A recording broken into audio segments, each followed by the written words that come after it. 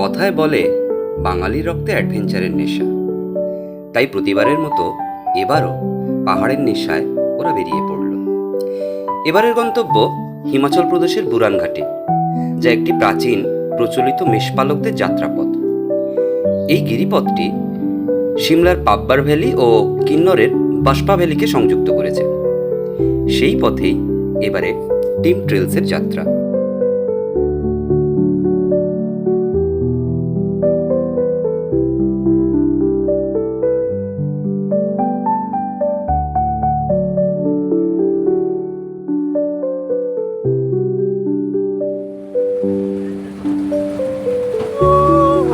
चला जाता हूँ किसी की धुन में धड़कते दिल के तराने लिए।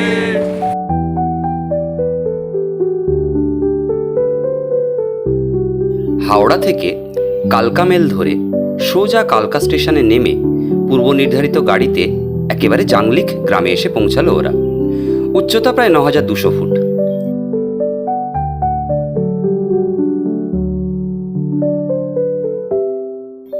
পাব্বার ভ্যালিতে প্রায় ৫০০ বছরের পুরাতন এই জনপদ বিখ্যাত তার কাঠের স্থাপত্য শিল্প এবং এখানকার আরাধ্য দেবদেবীর প্রাচীন মন্দিরের জন্য।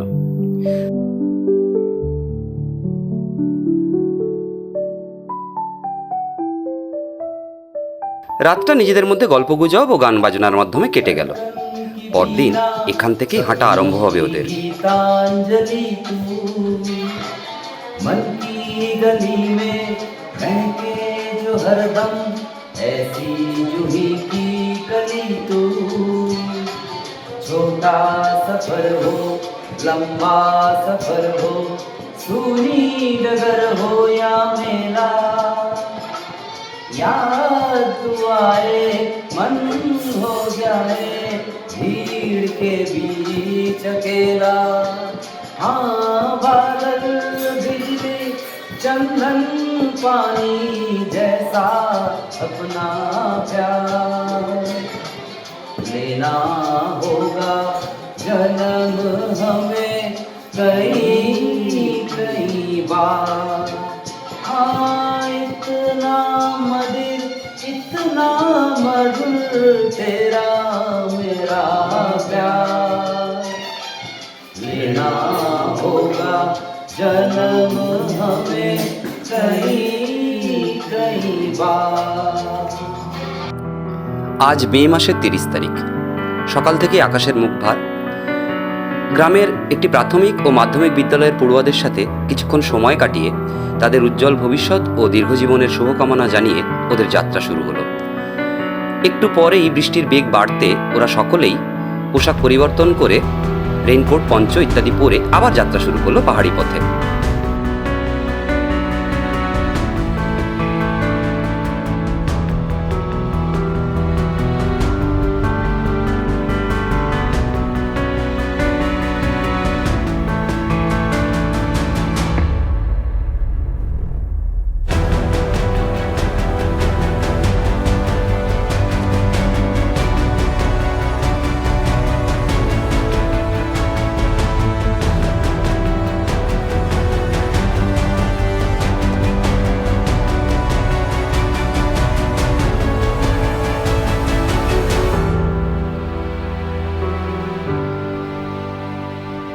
হালকা বৃষ্টি উপেক্ষা করে ওরা পৌঁছে গেল দায়রা তাজ।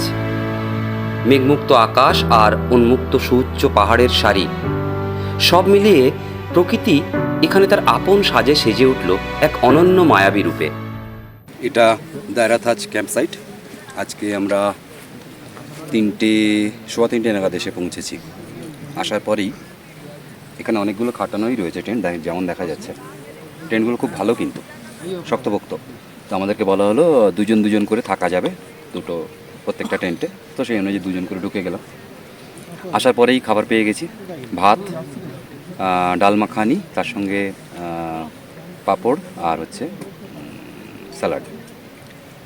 তারপরে মোটামুটি ছড়িয়ে ছিটিয়ে একটু বিশ্রাম নিলাম, ঘোরাফেরা করলাম। এরপরে মোটামুটি 1 ঘন্টা হয়ে গেল, একটু তাস খেলছিলাম। 1 ঘন্টা পরে ফের খাবার এসছে, পকোড়া আর কফি।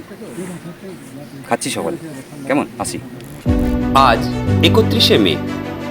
সবকিছু গোছগাছ করে বেরোনোর পালা। আজকের গন্তব্য লিথামথাজ।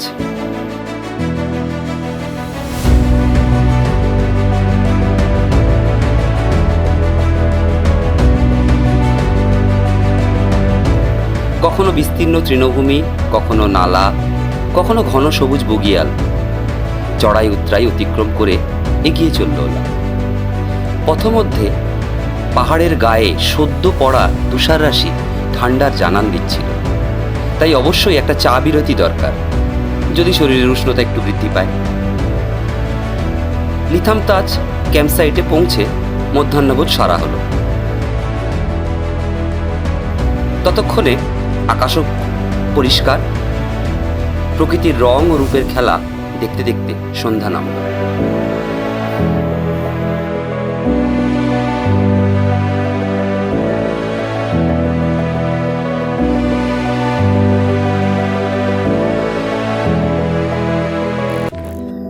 পয়লা জুন। আজকের গন্তব্য এ পথের সবচেয়ে সুন্দর এক আকর্ষণ, চান্দের নাহাল লেক।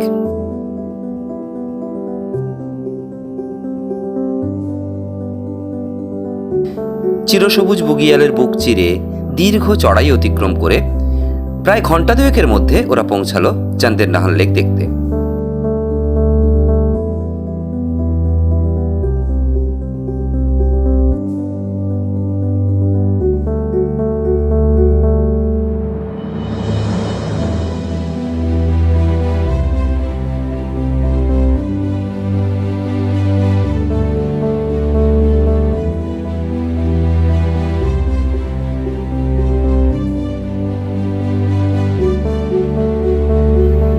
এখানে বলে রাখা দরকার, চান্দের নাহাল লেক দেখতে গিয়ে ওরা আরো অনেকগুলো লেকের দেখা পেল। কয়েকজন প্রথমটাতেই বসে ছবি টবি তুলতে লাগলো, বাকিরা এগিয়ে গেল।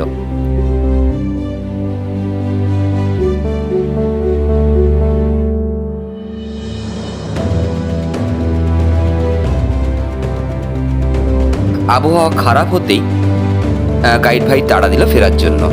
অগত্যা ওরা ফিরে এলো লিথামথাজে।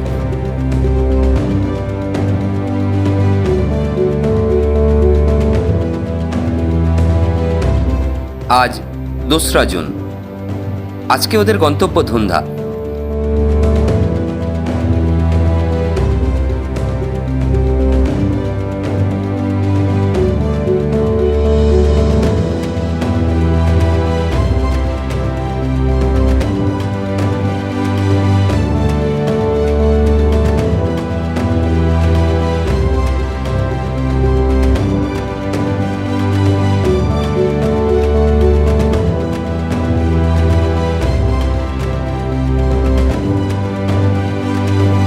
পথ সুদীর্ঘ। লিথামতাজকে পেছনে ফেলে অনেক ছোট ছোট নালা পার করে একসময় ওরা পৌঁছে গেল ধুন্ধা। তারই মধ্যে আকাশের মুখ ভার করে আরম্ভ হলো স্নোফলস।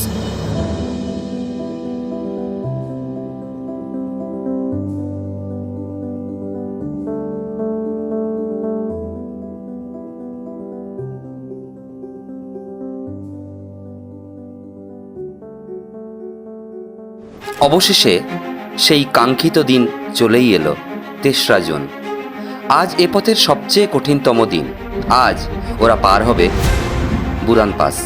রাত তখন প্রায় 3টে বাজে। যদিও দেরি হয়ে গেছে, ওরা রওনা হলো। কিন্তু সারা রাত যে স্নোফলস হয়েছে, তাই চারিদিকে নতুন বরফ ছড়িয়ে রয়েছে। তাই মাথায় হেডটর্চ জ্বালিয়ে দীর্ঘ চড়াই ভেঙে চলা আরম্ভ হলো।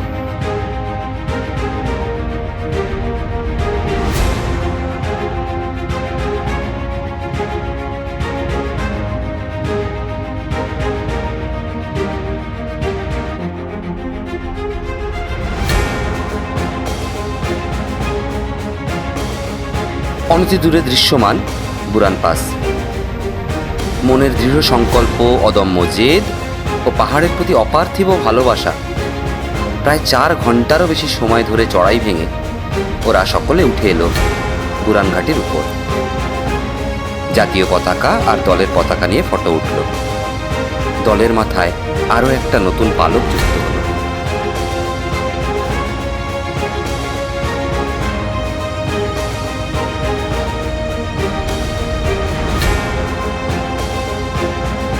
এবার নামার পালা।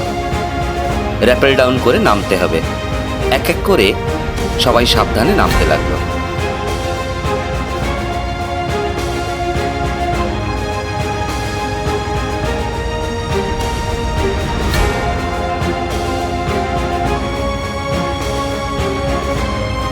তারপর বরফে গ্লেশিয়ার ডিম।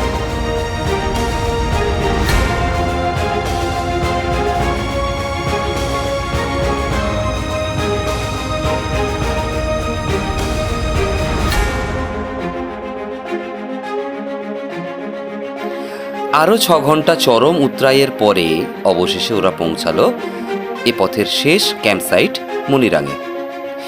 একে একে সকলেই নিজেদের অভিজ্ঞতা ক্যামেরাবন্দি করে রাখলো।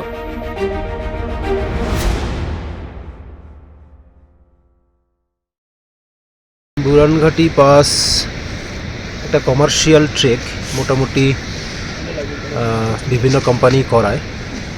তবুও আমরা এইটাতে এই ট্রেকটা অ্যাটেম্প্ট করেছি।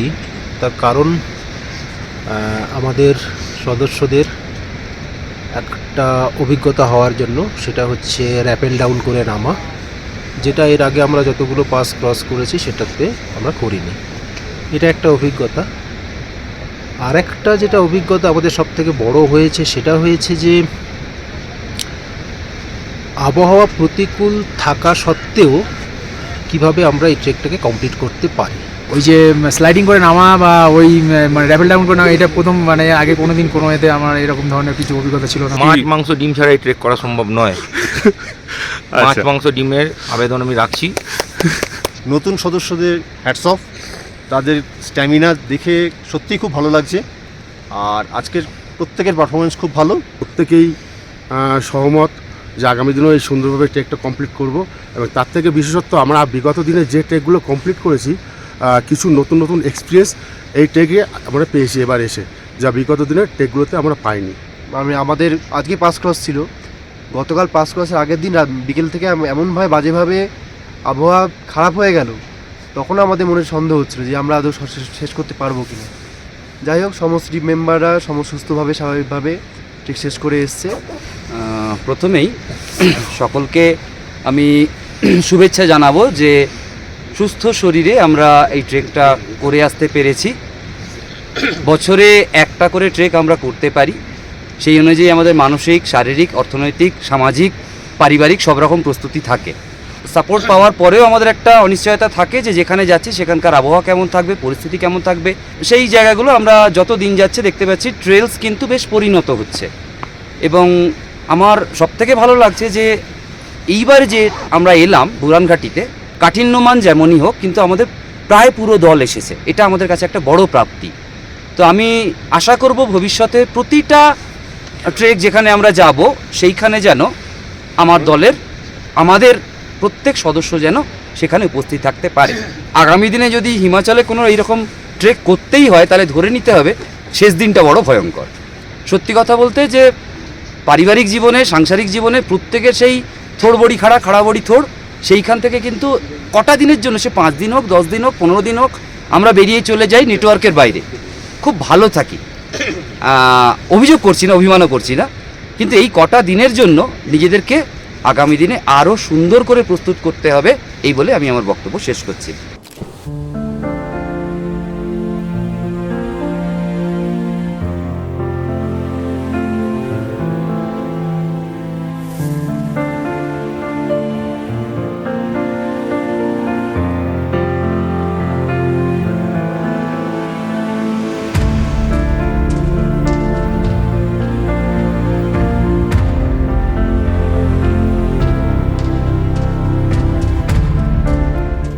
চার তারিখ মানে 4 জুন মনিরাং থেকে দীর্ঘ জঙ্গলের পথ অতিক্রম করে ওরা অবশেষে এসে পৌঁছলো বড়ুয়া গ্রামে।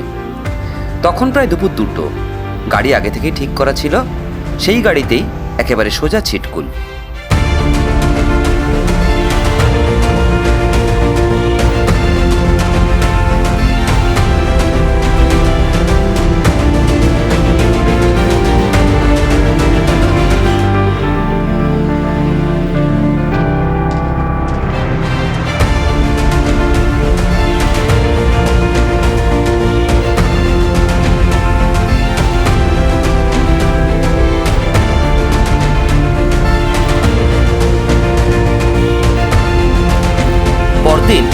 অর্থাৎ 5ই জুন ওরা সোজা ছিটকুল থেকে সিমলা চলে এলো। जो न पिए वो क्या जाने पीते हैं क्यों हम दीवाने यार आहा जब से हमने पीना सीखा जीना सीखा मरना सीखा यार ओहो রাতে নিজেদের মতো আনন্দ করে পরদিন মেলে ঘোরাঘুরি করে রাত্রে কালকা থেকে ট্রেন ধরে একেবারে হাওড়া। বেশ কেটে গেল কয়েকটা দিন, আবার দিন গোনা শুরু, আবার কিছুদিনের প্রতীক্ষা, আবার ওরা বেরিয়ে পড়বে শহর থেকে অনেক দূরে পাহাড়ের হাতছানিতে, অজানাকে জানার অদম্য ইচ্ছায়।